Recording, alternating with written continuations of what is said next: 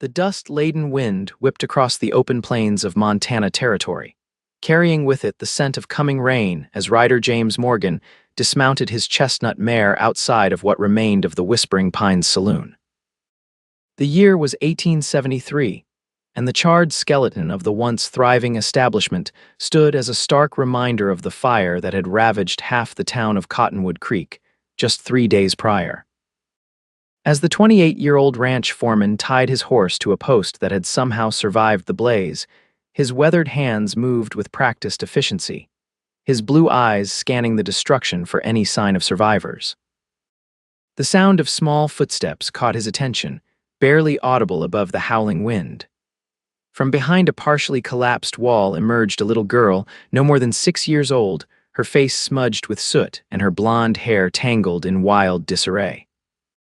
Her tattered dress hung loosely on her thin frame as she approached him cautiously, her wide eyes reflecting a maturity beyond her years. "Mama said you might help," the little girl whispered, her voice trembling as she clutched a small rag doll to her chest. Ryder crouched down to her level, his expression softening as he took in her desperate state. "Where is your mama, little one? She's hurt bad. The bad men came after the fire." She pointed toward what remained of the rooms above the saloon. "She told me to find the tall cowboy with the star on his horse. She said you'd help us."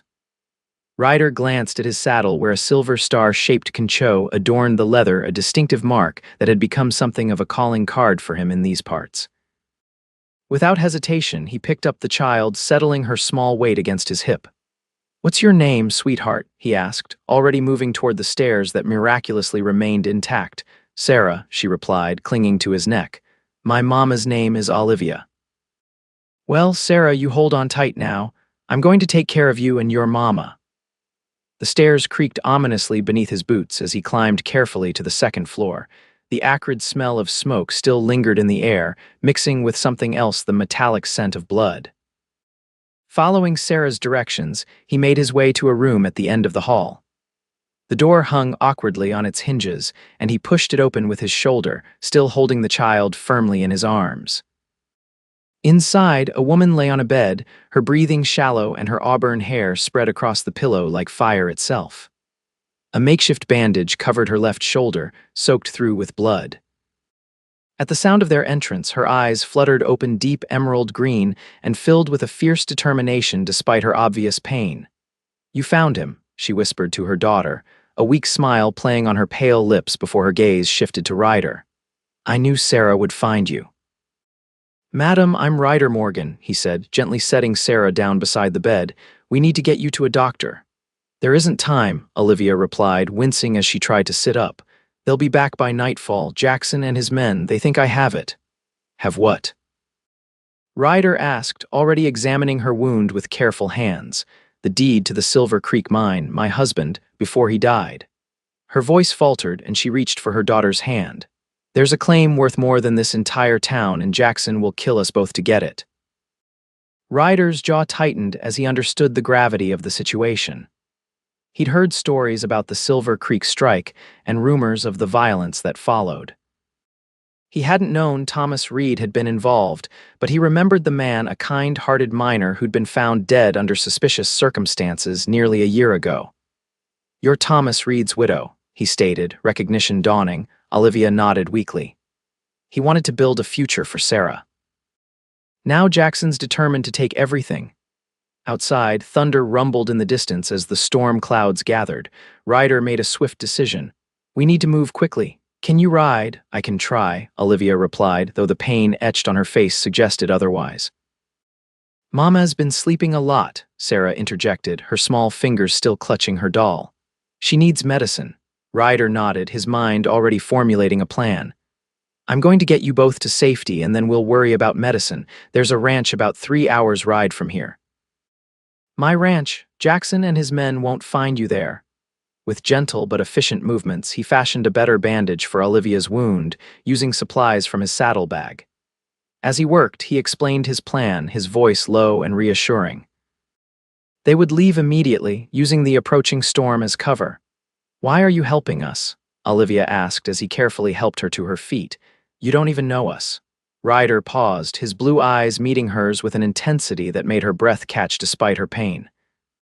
Let's just say I've got no love for men who prey on women and children.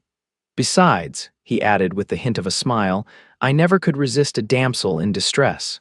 The journey to Ryder's ranch was arduous. Olivia rode with him on his mare, her body held securely against his chest as the rain pelted down around them. Sarah was wrapped in his coat and nestled in front of them, occasionally dozing despite the rough terrain. The storm provided the cover they needed, obliterating their tracks almost as soon as they were made. By the time they reached the modest but well-maintained ranch house, night had fallen completely, and Olivia's fever had worsened. Ryder carried her inside, laying her gently on his own bed before returning for Sarah, who had finally succumbed to exhaustion. Is my mama going to die? Sarah asked suddenly as Ryder tucked her into the small bed in the spare room, his heart clenched at the directness of her question. Not if I have anything to say about it, little one. Now get some rest. You've been mighty brave today. Once Sarah was settled, Ryder returned to Olivia's side. Her skin burned with fever and the wound looked angry and inflamed.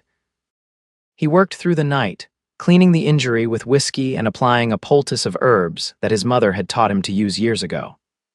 He spooned water and broth between her parched lips whenever she stirred, speaking soft words of encouragement that he wasn't sure she could hear.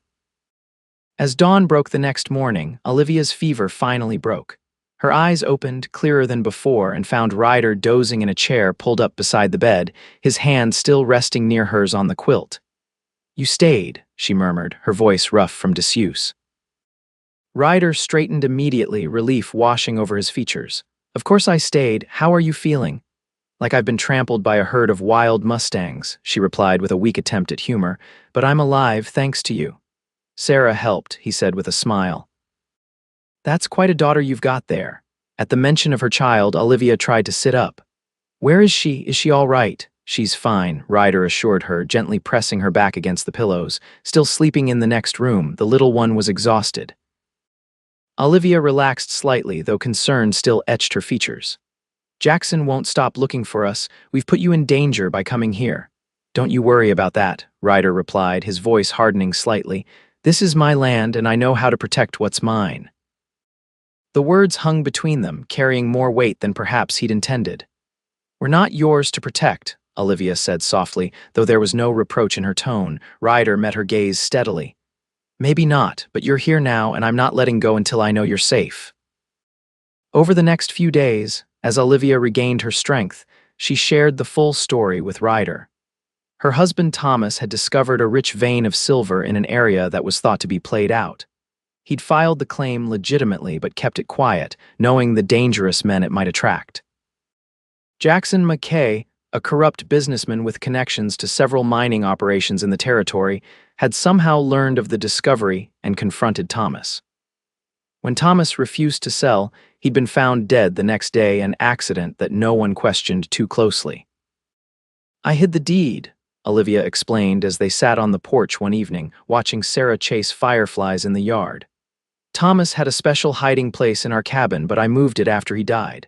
Jackson's been watching me for months, waiting for me to lead him to it. And the fire. Ryder asked, his expression grim, a warning.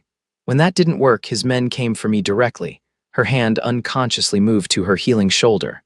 I managed to get away with Sarah, but I knew we couldn't outrun them for long. Then I remembered you. Ryder raised an eyebrow. You remembered me? A faint blush colored Olivia's cheeks. Thomas spoke of you sometimes. He said you were a man of honor, someone who stood up for what was right, no matter the cost. He mentioned the silver star on your saddle. Thomas and I weren't close friends, but we had dealings now and then, Ryder acknowledged. He was a good man. I was sorry to hear of his passing. I mourned him deeply, Olivia said quietly. He gave me Sarah, and for that I will always be grateful. Ryder watched the little girl who had now caught a firefly and was showing it to the ranch dog, a gentle border collie named Scout. Something in his chest tightened at the sight. In just a few days, the child had wound herself around his heart with her courage and resilience. What will you do now? He asked, turning back to Olivia. She sighed, her green eyes reflecting the fading light. I don't know. The deed is still hidden in our old cabin near Silver Creek. With it, I could provide for Sarah's future. Without it, She trailed off, the uncertainty of their situation hanging heavily between them. "We'll get it back," Ryder said firmly, "and then we'll deal with Jackson once and for all." Olivia questioned, her gaze searching his face. "Like I said," Ryder replied, reaching over to take her hand, "I picked you up and I'm not letting go." The following morning, Ryder rode into town to gather information. Dressed in plain clothes rather than his usual attire, he blended in with the miners and traders who frequented the general store. He learned that Jackson McKay had indeed been asking questions about Olivia and Sarah, offering a substantial reward for information about their whereabouts. More troubling was the news that McKay had hired additional men, hardened gunfighters who wouldn't hesitate to kill. The situation was deteriorating rapidly, and Ryder knew they needed to act soon. Upon returning to the ranch, he found Olivia teaching Sarah her letters at the kitchen table. The domestic scene struck him powerfully. His house had never felt like a home until they arrived. For a moment, he allowed himself to imagine a future with them in it, but he quickly pushed the thought aside. They had more pressing concerns. "We need to retrieve the deed," he announced after explaining what he'd learned in town. "McKay's bringing in more men. It won't be long before someone talks about the ranch foreman who rode out of Cottonwood Creek with a woman and child during the storm." Olivia nodded, her expression resolute. "I need to go with you. The hiding place is secret. Thomas showed only me."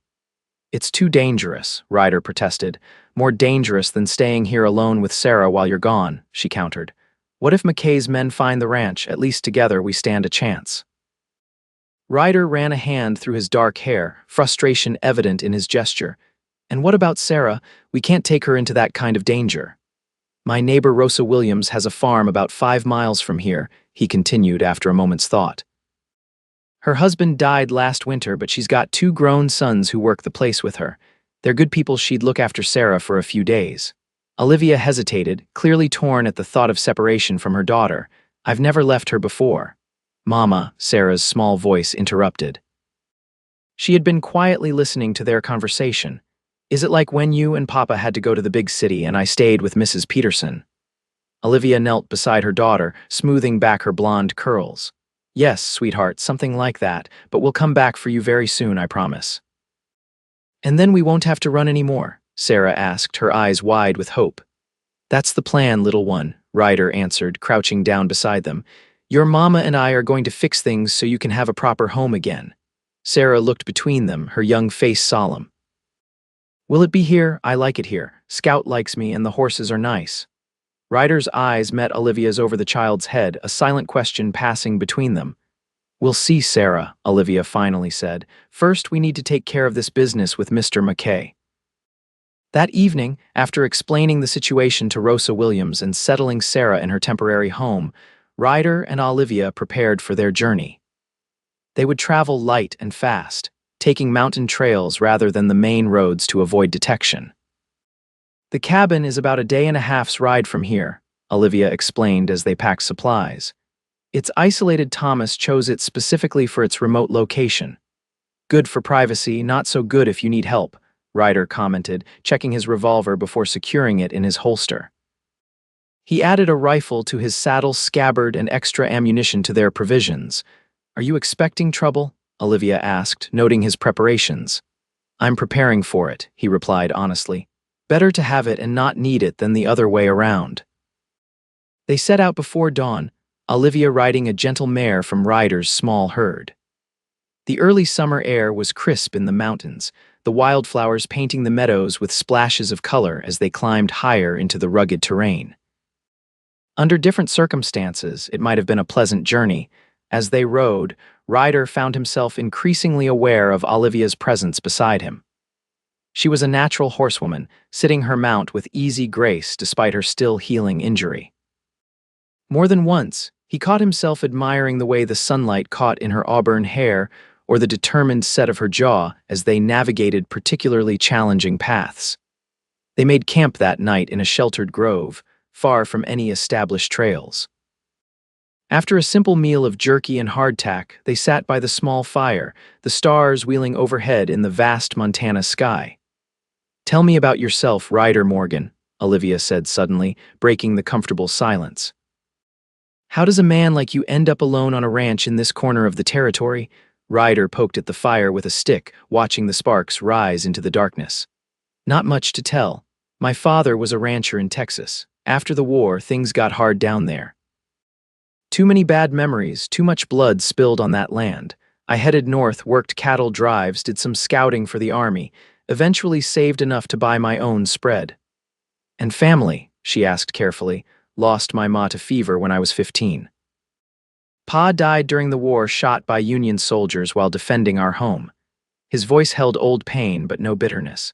Had a brother once, younger than me. He went east for schooling before the war, ended up fighting for the Union. We haven't spoken since. I'm sorry, Olivia said softly. Ryder shrugged. Life goes on. What about you? How did a lady like you end up married to a silver miner? A small smile played on Olivia's lips. I wasn't always a lady. My father was a doctor in St. Louis, but he had a fondness for gambling, lost everything when I was 16. I took work as a seamstress, then as a teacher when I could. Came west when a school in Denver advertised for instructors. Her expression softened with memory. Thomas was in the city selling some early findings. He was so enthusiastic about the mountains, about building something lasting. He convinced me that adventure was better than security. Was he right? Ryder asked. Yes and no, she replied thoughtfully. The years with Thomas were good ones, especially after Sarah came along, but there was always another claim, another strike just over the horizon. We never did settle properly. And now I want stability for Sarah, a home, a community, regular schooling. She looked directly at Ryder, her green eyes reflecting the firelight. The things I imagine your ranch could provide. The implication hung in the air between them, neither quite ready to acknowledge it further. Eventually, they banked the fire and settled down to sleep, each lost in their own thoughts about what the future might hold. They reached the cabin by midday the following day. The small structure stood in a clearing surrounded by pine trees, a stream bubbling nearby.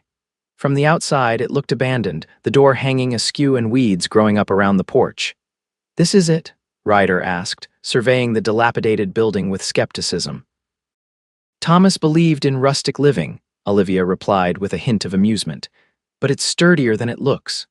They approached cautiously, Ryder insisting on checking the cabin and surrounding area before allowing Olivia to enter. Once satisfied they were alone, he followed her inside.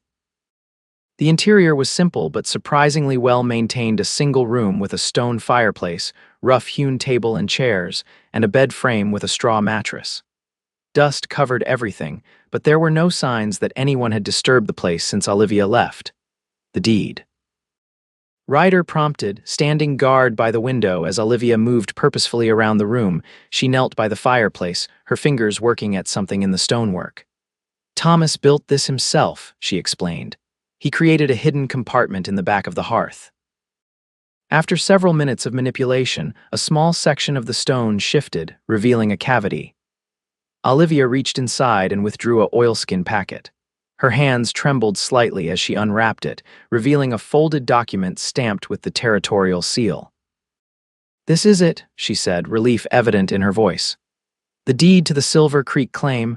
Ryder moved to look over her shoulder at the document. We should go, he said, scanning the legal text quickly. We've been lucky so far, but I don't want to push it.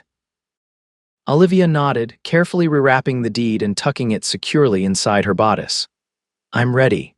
As they stepped outside, however, the sound of approaching horses shattered their sense of security. Ryder reacted instantly, pulling Olivia back into the cabin and drawing his revolver. How many?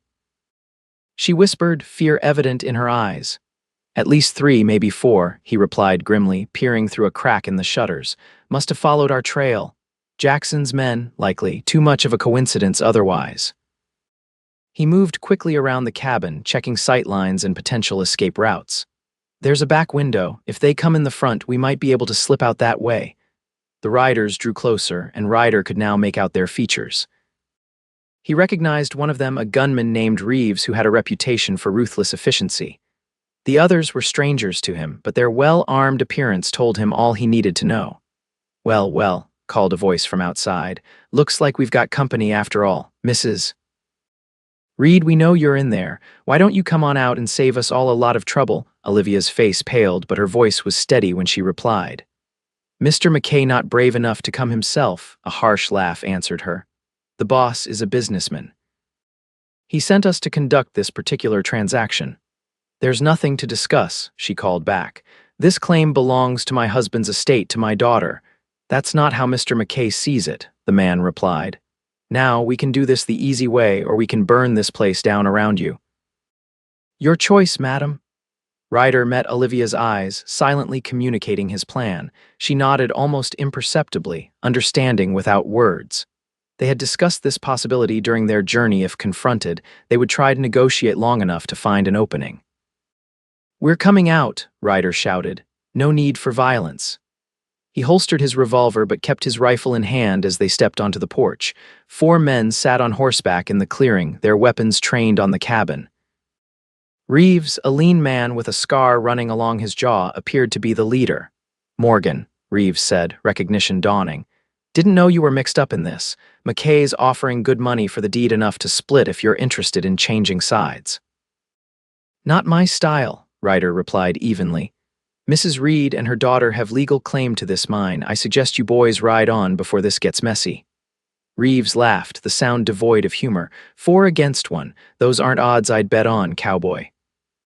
Wouldn't be the first time, Ryder countered, his stance relaxed but ready. He could feel Olivia tense beside him, her hand slipping into her pocket where he knew she carried a small derringer. What happened next unfolded in a blur of motion and sound. One of Reeves' men grew impatient and fired a shot that splintered the wood near Ryder's head. In the same instant, Ryder pushed Olivia behind him and brought up his rifle, firing with deadly accuracy. The man who had shot first tumbled from his saddle as Reeves and the others scattered for cover. Bullets whizzed through the air as Ryder pulled Olivia back into the cabin, slamming the door behind them. The back window, he directed, returning fire through a gap in the shutters. Go now. Olivia hesitated only briefly before moving toward the rear of the cabin. The sound of breaking glass told Ryder she had cleared the window. He continued firing, keeping Reeves and his remaining men pinned down long enough for her to escape. When he was certain she had made it to the tree line, Ryder made his own exit, diving through the window and rolling to his feet in one fluid motion. Bullets thudded into the cabin wall behind him as he sprinted for the cover of the forest, zigzagging to make himself a difficult target. He found Olivia waiting behind a massive pine trunk, her derringer clutched in her hand. This way, she whispered, leading him deeper into the woods. There's an old mining trail that runs along the ridge. Thomas showed me once. They moved as quietly as possible through the underbrush, the sounds of pursuit growing more distant as they climbed higher. The steep terrain worked to their advantage on horseback. Reeves and his men would be forced to take a longer route around the mountain. By nightfall, they had put several miles between themselves and the cabin. Exhausted and cold, they took shelter in a small cave formed by an overhanging rock formation. Without a fire, they huddled together for warmth, the events of the day leaving them both shaken but alive. You saved my life again, Olivia said softly, her head resting against Ryder's shoulder. You saved mine too, he replied. Quick thinking with that trail. They fell silent, the magnitude of their situation settling over them. They had the deed, but McKay's determination to obtain it had been made abundantly clear. As long as he believed they had it, he would continue to hunt them. We need to get to the territorial capital, Ryder said finally. File the claim officially with the land office, get the law involved. Helena is at least 4 days' ride from here, Olivia pointed out, and we've lost our horses. We'll get new ones at the next town. For now, we rest. Tomorrow we keep moving. Olivia nodded, her body sagging with fatigue. Ryder, she murmured as sleep began to claim her, thank you for not letting go. The journey to Helena proved more arduous than either had anticipated. Without horses, they were forced to travel on foot through difficult mountain terrain. They rationed their remaining food carefully, supplementing it with berries and edible plants that Ryder identified from his time scouting. On the second day, they reached a small settlement called Pineview, where Ryder was able to purchase 2 horses with money he had sewn into the lining of his coat for emergencies. The town was little more than a trading post and a handful of cabins, but it offered them their first hot meal and proper rest since fleeing the cabin. The proprietor of the trading post, a grizzled old man named Hank, regarded them with curiosity but asked no questions beyond what they needed to buy. It was only as they were preparing to leave that he approached them with a warning. "Riders came through yesterday," he said in a low voice. "Asking about a woman with red hair and a tall cowboy. Didn't like the look of them, so I played dumb, but you might want to change your appearance, madam, if you're trying to stay ahead of trouble." Olivia exchanged a glance with Ryder. "Thank you for the warning," she said. "Is there somewhere here I might purchase different clothing?" The old man directed them to a widow who sometimes took in sewing. Within the hour, Olivia had traded her distinctive dress for a simple skirt and blouse in drab brown, and her auburn hair was tucked beneath a weathered bonnet. The transformation was remarkable at a distance. She might now be mistaken for any frontier woman going about her business. They rode out of Pineview by midday, taking a less traveled route toward Helena. As they put miles between themselves and the settlement, Ryder found himself increasingly aware of Olivia riding beside him not just as someone he was protecting, but as a woman who had somehow become essential to his future happiness. "What will you do when this is over?" he asked as they made camp that evening. "After we've secured the claim and dealt with McKay," Olivia looked up from tending the small fire. "I've been thinking about that. The mine is valuable, but I have no interest in running it myself. I could sell it to a legitimate company, use the money to build a proper life for Sarah." "What kind of life do you envision?" Ryder pressed, his heart beating faster as he approached the question he really wanted to ask. She was silent for a long moment, her gaze fixed on the dancing flames. "A home," she said finally. "Somewhere safe with good land and clean air, a place where Sarah can grow up knowing stability and love." Her eyes lifted to meet his. "Perhaps a place not unlike your ranch." Ryder moved to sit beside her, taking her hand in his. "Olivia, I know we haven't known each other long, but these past days have shown me what kind of woman you are. Brave, resilient, loyal." He paused, gathering his courage. "I'd like you and Sarah to stay at the ranch, not as guests, but as family." Her eyes widened. "Ryder, are you proposing?" "I reckon I am," he admitted with a small smile. "Might not be the most romantic timing, but I know what I feel. When I picked up Sarah that day and promised to help, something changed in me, and getting to know you, seeing your strength and your heart, I don't want to let either of you go." Tears glistened in Olivia's eyes. "You hardly know me." "I know enough," he countered gently. "I know you're a devoted mother who would risk everything for her child. I know you're honest and kind, even when life has given you every reason not to be. I know that my house didn't feel like a home until you and Sarah were in it." He reached up to brush a tear from her cheek. "I'm not asking for an answer right now, just think about it. Think about what kind of life we could build together." Olivia leaned into his touch, her eyes closing briefly. "Sarah already adores you," she whispered, "and I." She opened her eyes, meeting his gaze with newfound clarity. "I think I could very easily love you, Ryder Morgan." The kiss that followed was gentle at first, a tentative exploration that quickly deepened into something more profound. When they finally broke apart, both were breathing heavily, the world around them seemingly transformed by this new understanding between them. "We should rest," Ryder said reluctantly. "We've still got a long ride ahead of us tomorrow." Olivia nodded, but neither moved immediately, unwilling to break the spell of the moment. Eventually, they settled by the fire, closer than before, her head resting on his shoulder as they watched the stars emerge overhead. "Tell me about our future," she requested softly. "The one you imagined for us." Ryder smiled, wrapping an arm around her. "I see the ranch thriving, more cattle, maybe some crops, a bigger house with a proper room for Sarah and space for more children, if we're blessed that way. I see you teaching at the local school or maybe starting one closer to home for the ranch children." "And you," she prompted. "What will you be doing in this future of ours, working the land, teaching our children to ride and rope, building something lasting, something to pass on?" He kissed the top of her head. "Coming home to you every night, grateful for the family we've made." They continued talking well into the night, sharing dreams and plans, their voices mingling with the sounds of the wilderness around them. For the first time since Thomas's death, Olivia allowed herself to imagine a future filled with joy rather than uncertainty. And Ryder, who had long ago resigned himself to solitude, found himself eagerly anticipating a life shared with the woman beside him and the little girl who had stolen his heart. The next 2 days passed without incident as they made their way toward Helena. The territorial capital came into view on the afternoon of the fourth day, a growing city nestled in a valley. Its buildings a mix of wooden structures and more permanent stone edifices that spoke to its importance as a center of government and commerce. "We'll go straight to the land office," Ryder decided as they rode into town. "Get the deed registered properly before finding a place to stay for the night." The territorial land office was housed in an imposing brick building near the center of town. Inside, clerks busied themselves with maps and documents while prospective landowners waited their turn. Ryder and Olivia joined the queue, both tense with anticipation as they neared the front. When they finally stood before the clerk, a bespectacled man with ink-stained fingers, Olivia produced the deed from its hiding place. "I need to register this mining claim," she explained. "It belonged to my late husband, Thomas Reed." The clerk examined the document carefully, comparing it to official records. "Everything appears to be in order, Mrs. Reed," he confirmed after several minutes. "The claim was properly filed by your husband before his death, and as his widow, ownership transfers to you.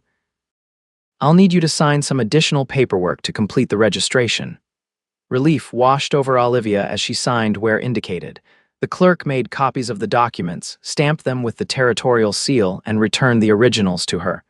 "Congratulations, Mrs. Reed," he said. "The Silver Creek mine is officially registered in your name. There have been other inquiries about this claim recently, but without the original deed, we couldn't proceed with any transfers." "Other inquiries?" Ryder asked sharply. "From whom, a Mr.?" "Jackson McKay has been quite persistent," the clerk replied. "He claimed to be acting as your agent, Mrs. Reed, but without proper documentation or your presence, we couldn't accommodate his requests."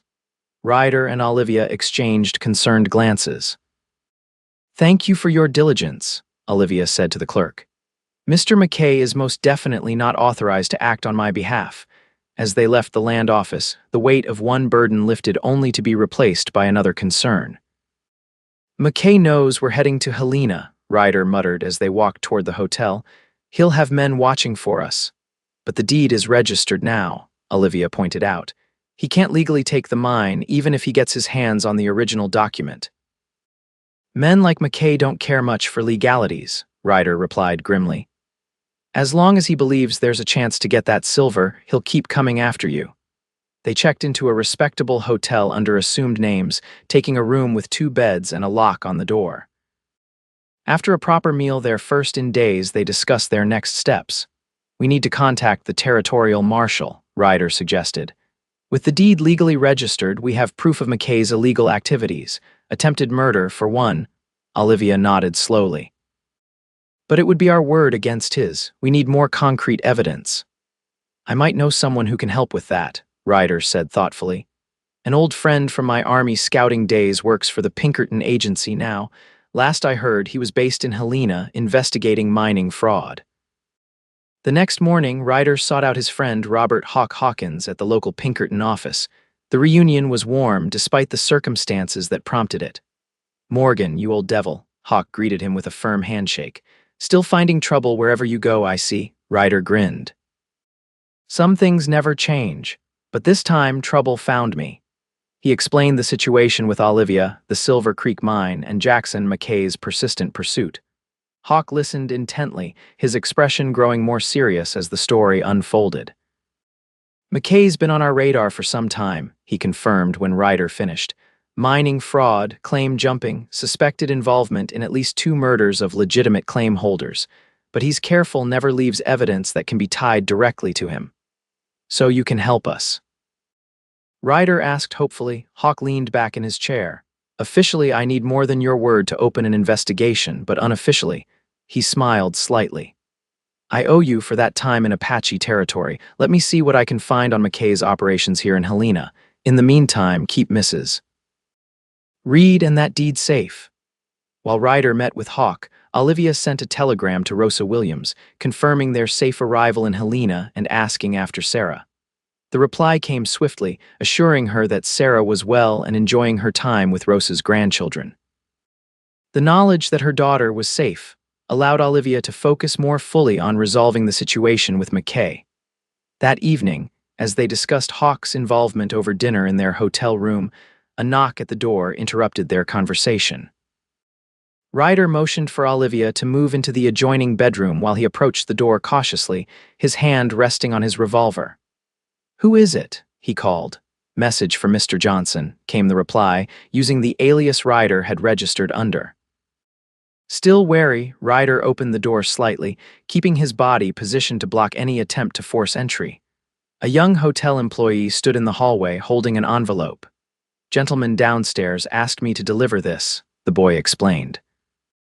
Ryder accepted the envelope and a small coin before closing and relocking the door. Inside was a note in Hawk's handwriting. "McKay arriving tomorrow on morning stage, meeting at Silverton Mining Company office at noon, opportunity to gather evidence.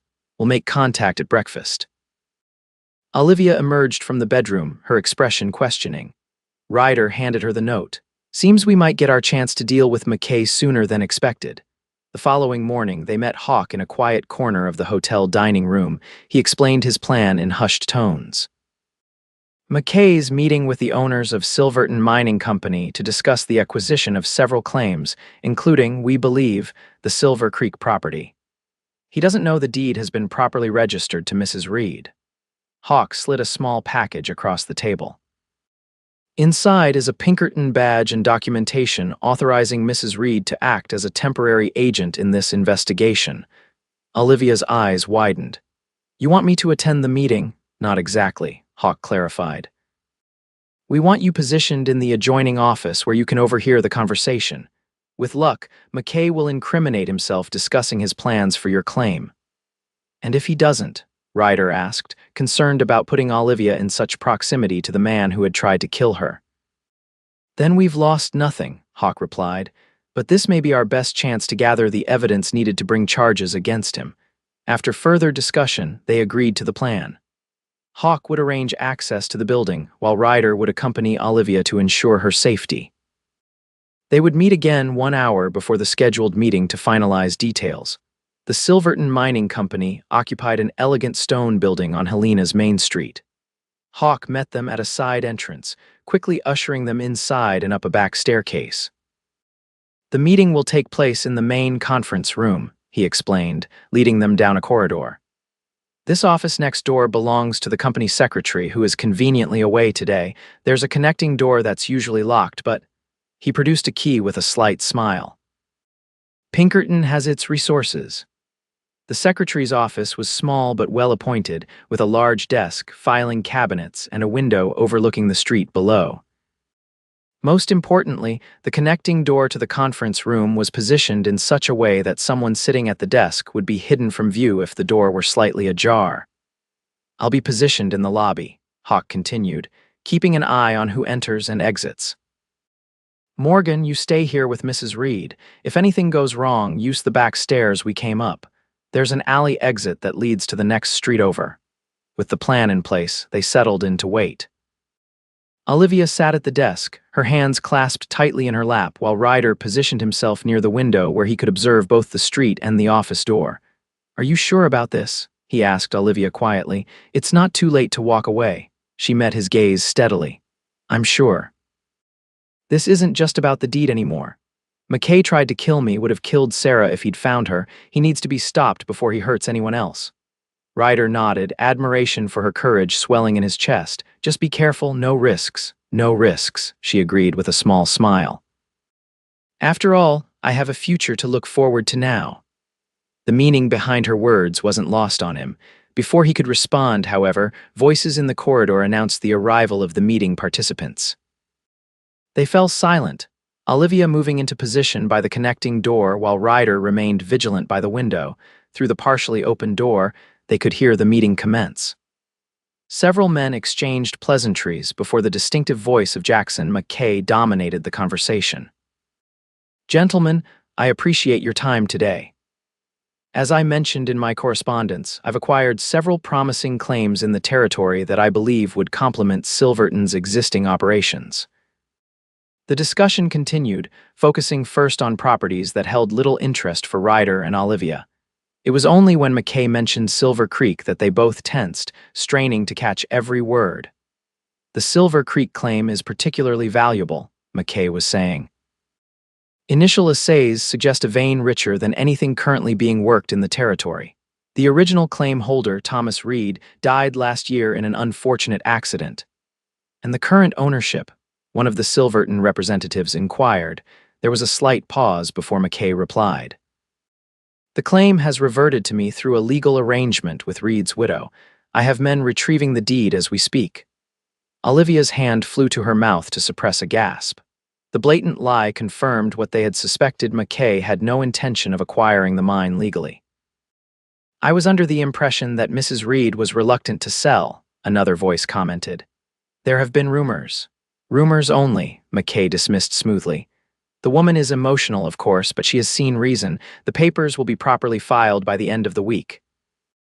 And if she changes her mind, the first representative pressed, McKay's voice hardened.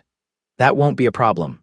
Trust me, gentlemen, by this time next week, Silver Creek will be ready for development under Silverton's expert management. The implication was clear enough that Olivia paled, and Ryder moved closer to her, placing a reassuring hand on her shoulder. The meeting continued for another half hour, with McKay outlining his proposal for partnership with Silverton Mining Company. When it finally concluded, they waited until the sounds of departing footsteps had faded before breathing sighs of relief.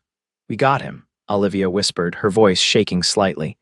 He as good as admitted he plans to have me killed. Ryder nodded grimly. Let's find Hawk. He'll know what to do next. They made their way cautiously down the back stairs and out through the alley, circling around to the front of the building where they had arranged to meet Hawk after the meeting. The Pinkerton agent was waiting for them, his expression tight with urgency. Change of plans, he said without preamble. McKay spotted me in the lobby. I don't think he recognized me, but he's suspicious. We need to move quickly. Hawk led them to a nearby law office where the territorial prosecutor, a stern-faced man named Judge Wilson, was waiting. Over the next hour, Olivia recounted everything she had heard in the meeting, with Ryder and Hawk adding details about the previous attempts on her life. This is troubling, Judge Wilson acknowledged when they had finished, but without corroborating evidence, it remains largely circumstantial. McKay could claim misunderstanding or deny the implications of his statements.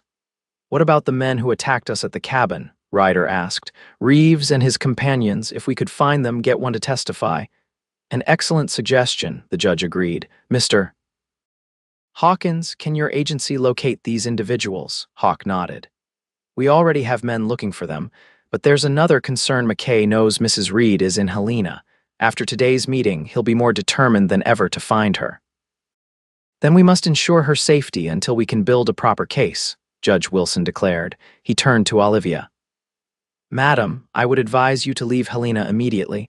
Return to your daughter and remain somewhere secure until we can proceed with charges against McKay. I can take her back to my ranch, Ryder offered. It's remote, defensible. And the first place McKay will look, Hawk pointed out. No, you need somewhere unexpected, he thought for a moment. There's a Pinkerton safe house about 30 miles from here used for protecting witnesses.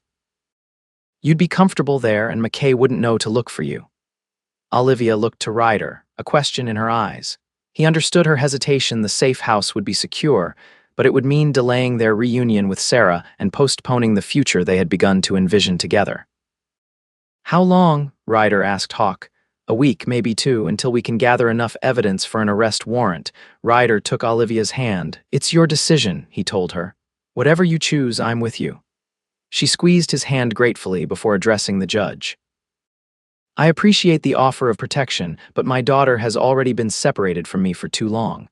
I can't ask her to wait weeks for my return, especially after everything she's been through. Judge Wilson frowned. Mrs.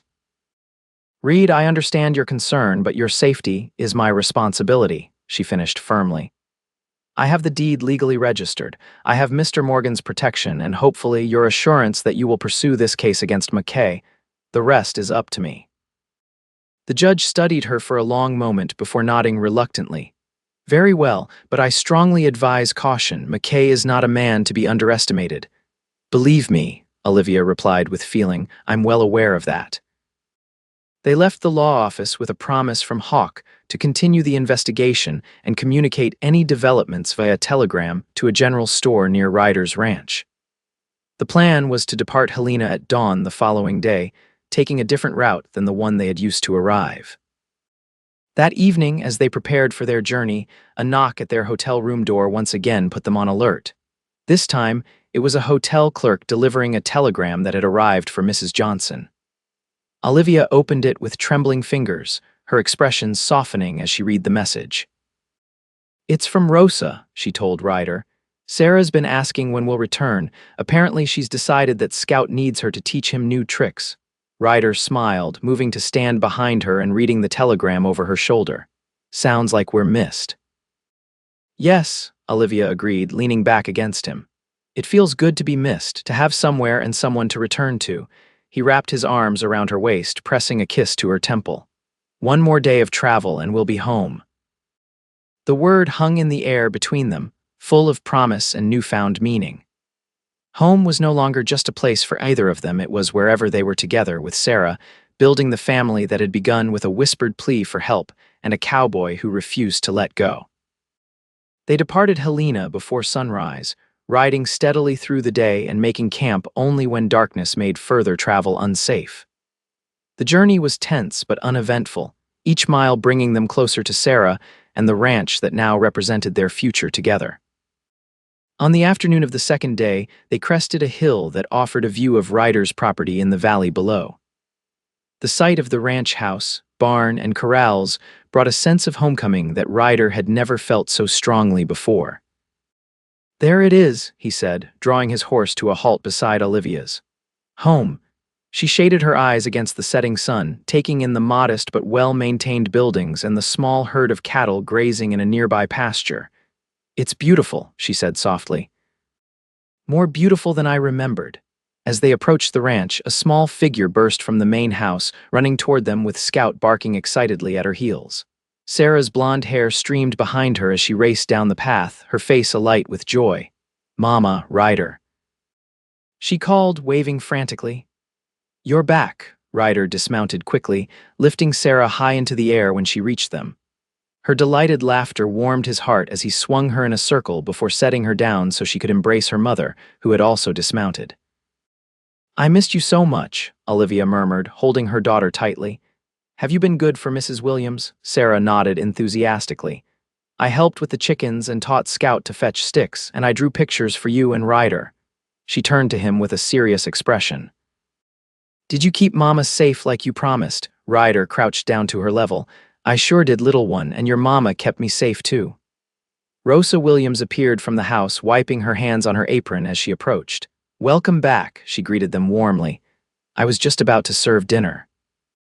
"There's plenty if you're hungry after your journey." Over the meal, they shared a simplified version of their adventures with Rosa, emphasizing the successful registration of the deed and downplaying the dangers they had faced.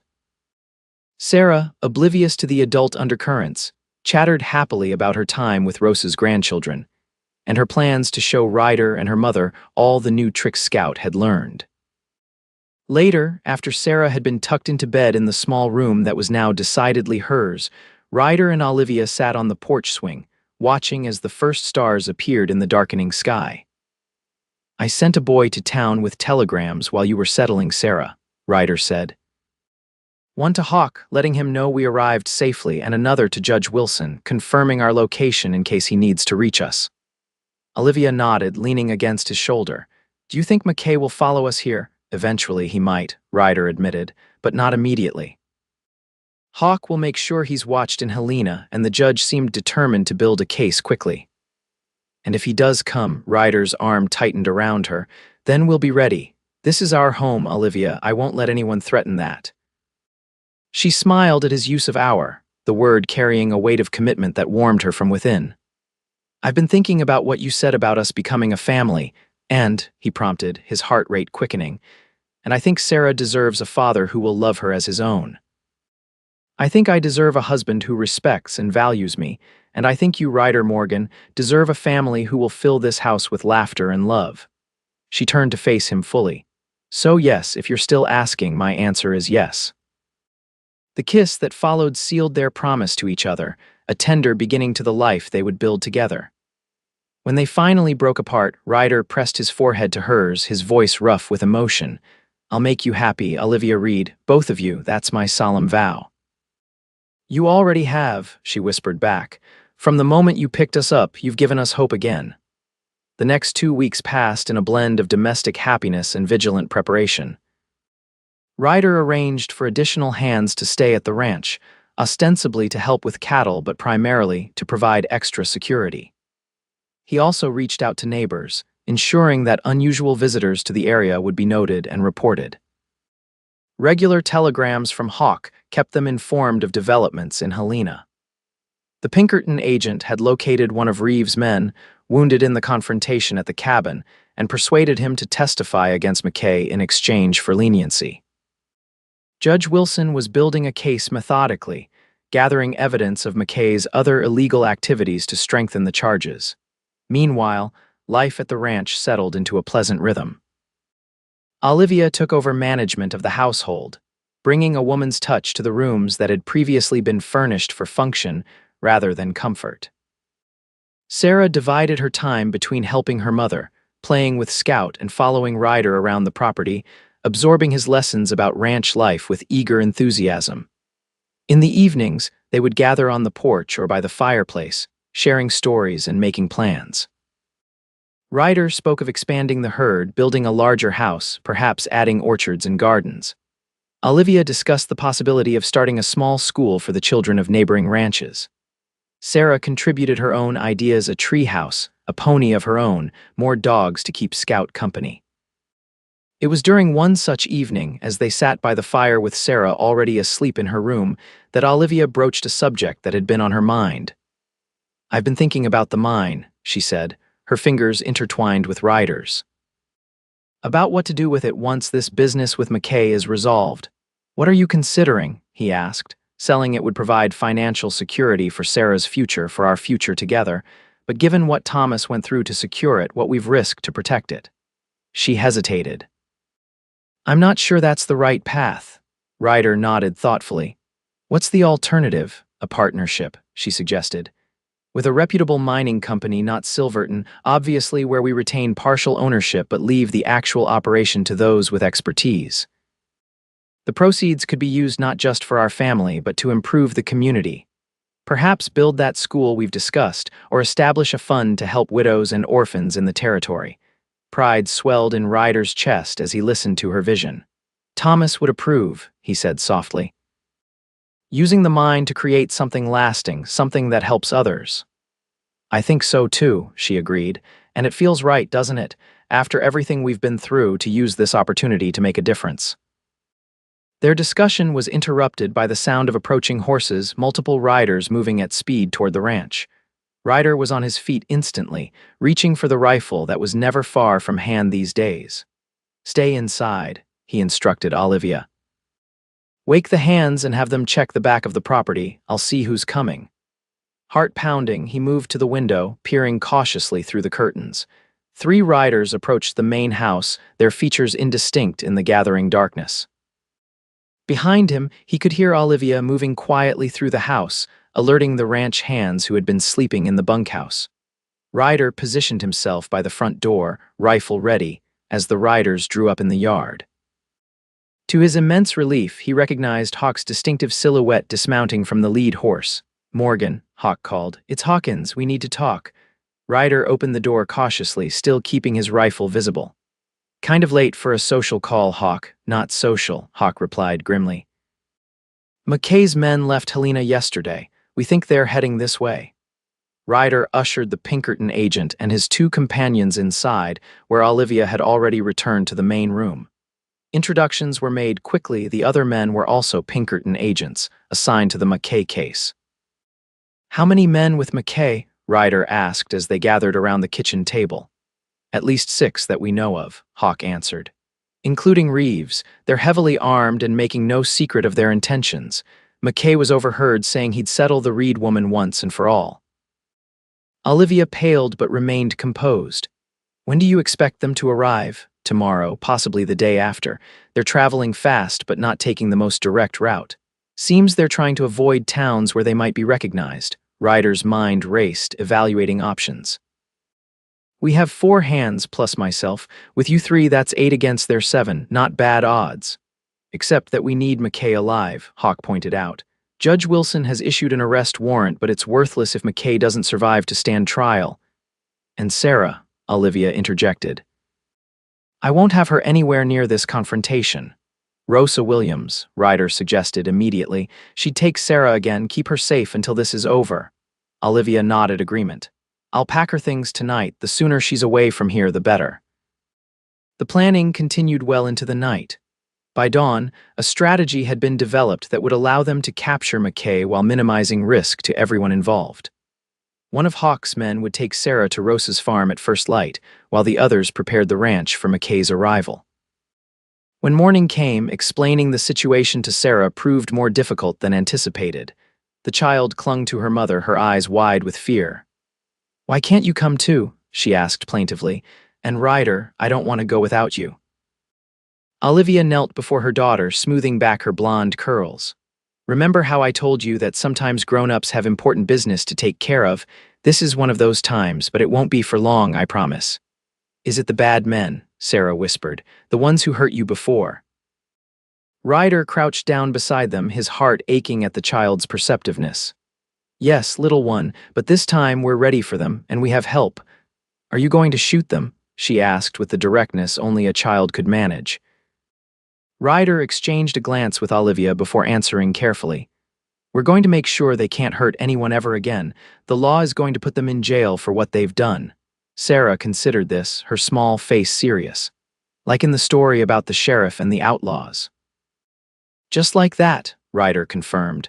And when it's all over, we'll come get you from Mrs. Williams' farm. Then we can be together without having to worry about bad men anymore.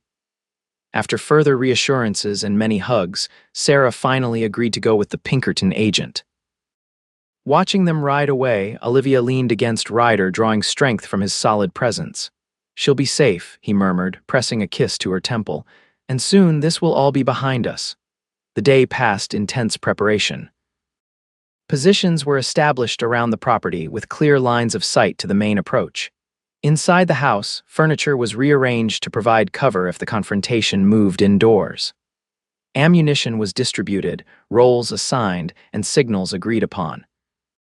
As dusk approached, one of the ranch hands who had been posted as a lookout reported movement on the North Ridge riders approaching cautiously, using the tree line for cover.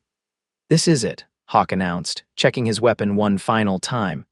Everyone to your positions. Remember, we want McKay alive if possible. Ryder turned to Olivia, who had insisted on remaining at the ranch despite his objections. She stood tall, a determined set to her jaw and a loaded shotgun in her hands. Stay in the house, he told her, no matter what happens out there. I'll defend our home, she replied simply, but I won't take unnecessary risks. I promised Sarah we'd both come for her, remember? He pulled her into a fierce embrace, pouring all his love and fear into a brief, passionate kiss. When this is over, he vowed, we're getting married. No more waiting, she smiled against his lips. Is that a proposal, Ryder Morgan? A promise, he corrected. The proposal happened days ago. This is me telling you I'm not patient enough to wait any longer to make you my wife.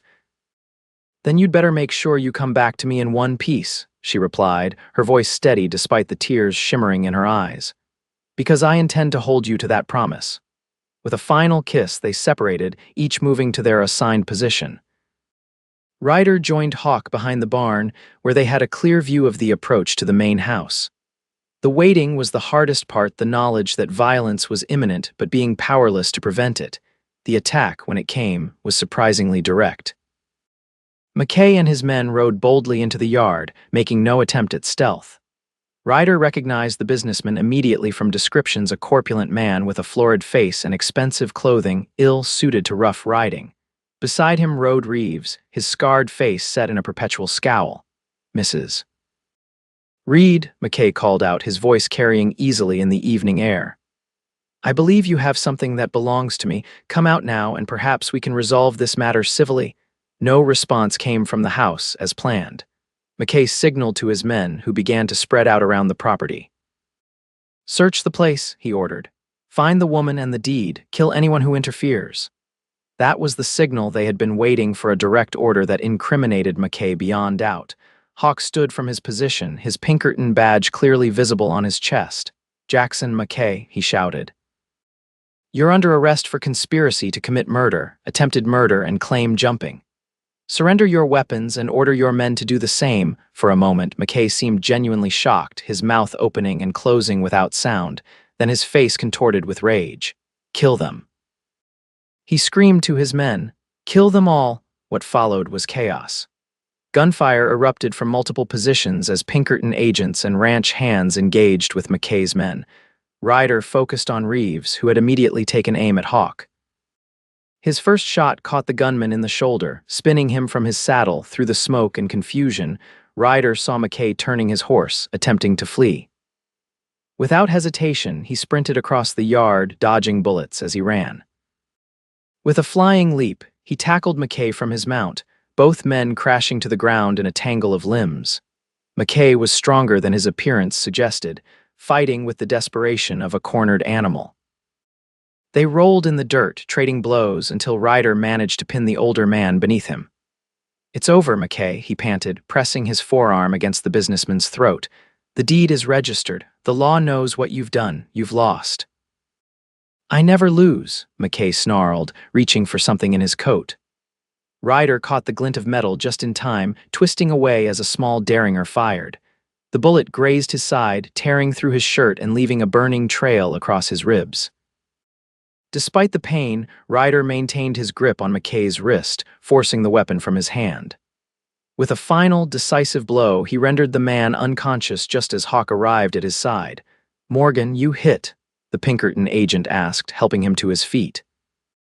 "Just a scratch," Ryder grimaced, pressing a hand to his bleeding side. "McKay, alive, unfortunately for him," Hawk confirmed, securing manacles around the unconscious man's wrists. "And most of his men are either dead or captured. Reeves is wounded but will live to stand trial." The firefight had ended almost as quickly as it began. 2 of McKay's men lay dead in the yard, while the others were being rounded up by Pinkerton agents and ranch hands. One of Ryder's men had taken a bullet to the leg but would recover. As the situation came under control, Ryder's thoughts turned immediately to Olivia. He had heard shotgun fire from the house during the confrontation, and fear clutched at his heart as he hurried toward the building, ignoring the pain in his side. He found her on the porch, the shotgun still in her hands as she covered one of McKay's men who had tried to enter the house. The outlaw sat against the wall, clutching a wounded arm and glaring at her with a mixture of pain and grudging respect. "Olivia," Ryder called, relief flooding through him at the sight of her unharmed. She looked up, her face breaking into a smile as she saw him. The shotgun lowered slightly as she moved toward him, only to freeze when she noticed the blood staining his shirt. "You're hurt," she gasped, closing the distance between them. "It's nothing," he assured her, wrapping his uninjured arm around her. "Just a scratch like I promised. McKay's been captured and his men are either dead or in custody. It's really over." She whispered, searching his face for confirmation. "It's really over," he confirmed, holding her close. "McKay will stand trial along with Reeves and the others. Judge Wilson has enough evidence now to ensure they never threaten anyone again." The aftermath of the battle kept them busy well into the night. The wounded were tended to, the dead respectfully covered until they could be properly buried, and the prisoners secured for transport to Helena. Hawk arranged for a wagon to convey McKay and his surviving men to the territorial capital, where they would face justice for their crimes. By dawn, the ranch had regained a semblance of order. Ryder, his side bandaged by Olivia's careful hands, sat on the porch with her beside him, watching the sunrise paint the sky in hues of gold and pink. "First thing after breakfast, I'm riding to Rosa's to bring Sarah home," he said, his arm around Olivia's shoulders. "We'll go together," she corrected gently. "I don't think either of us will truly believe this is over until we have her back with us." He nodded agreement, pressing a kiss to her hair. And then we start our future," she replied, turning to face him. "You mentioned something about not waiting to get married." A slow smile spread across Ryder's face. "I seem to recall making that promise, yes." "Good," Olivia said decisively. Because I've waited long enough for happiness, Ryder Morgan. I don't intend to wait any longer either. 2 weeks later, on a perfect summer day, Ryder and Olivia were married in the garden behind their ranch house. The ceremony was small but joyful, attended by neighbors, friends, and the Pinkerton agents who had become allies in their struggle. Judge Wilson himself performed the service, having traveled from Helena for the occasion. Sarah stood proudly beside her mother, scattering wildflower petals and beaming with happiness. Scout lay at Ryder's feet, occasionally thumping his tail against the ground as if in approval of the proceedings. "Do you, Ryder James Morgan, take this woman to be your lawfully wedded wife?" Judge Wilson intoned. "I do," Ryder replied, his voice steady and sure as he gazed into Olivia's eyes. "I picked her up, and I'm never letting go." Tears of joy glistened in Olivia's eyes as she repeated her own vows, promising to love and cherish the man who had saved not just her life, but her future. "By the power vested in me by the Montana Territory," Judge Wilson concluded, "I now pronounce you husband and wife. You may kiss your bride." The kiss they shared was a promise of love, of family, of a future built together from the ashes of their separate pasts. As they turned to face their friends, now officially a family, Ryder felt Sarah's small hand slip into his. "Are you my papa now?" she asked, looking up at him with hope shining in her eyes. Ryder crouched down to her level, his heart full to bursting. "I am if you want me to be, little one."